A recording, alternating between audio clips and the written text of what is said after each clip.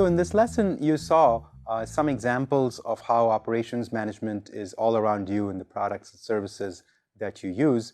And you use that to come up with a definition of operations management, sort of a formal definition that talks about what operations management does.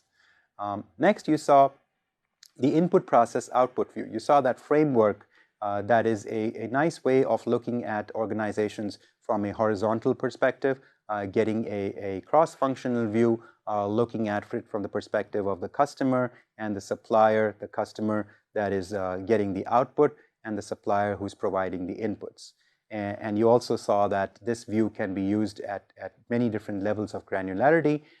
You can be looking at it at processes and sub-processes. You could be looking at planning processes, and you could be looking at day-to-day operations processes. Next, you saw some examples, some vivid examples of successes that companies have had, and you related those to things that they would have done from an operations perspective. So you saw how some of the successes of companies like Southwest Airlines and Walmart could be traced back to things that they were doing in their operations that was giving them that success.